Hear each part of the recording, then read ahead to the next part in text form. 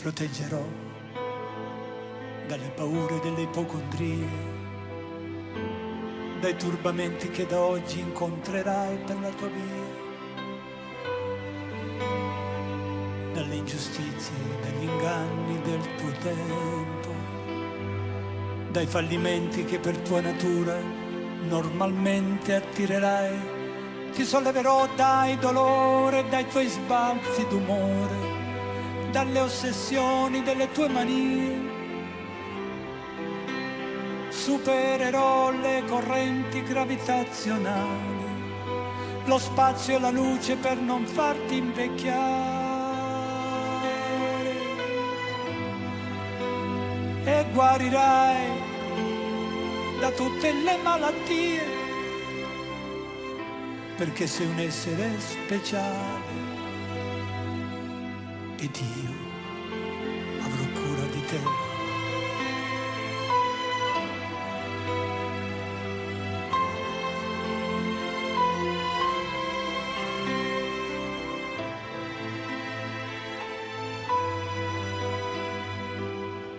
Vagavo per i campi del Tennessee, come vi ero arrivato chissà.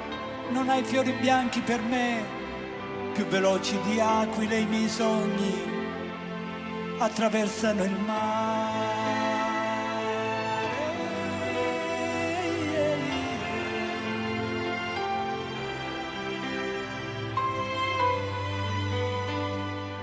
Ti porterò soprattutto il silenzio e la pazienza. Percorreremo assieme le vie che portano all'essenza, i profumi d'amore inebriranno i nostri corpi, la bonaccia d'agosto non calmerà i nostri sensi, tesserò i tuoi capelli come trame di un canto, conosco le leggi del mondo e te ne farò dono. Supererò le correnti gravitazionali,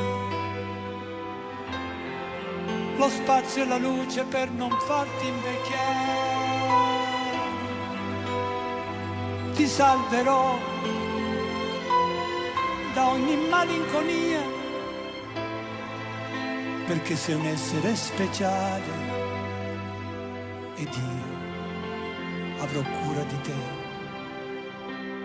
Io sì che avrò cura di te.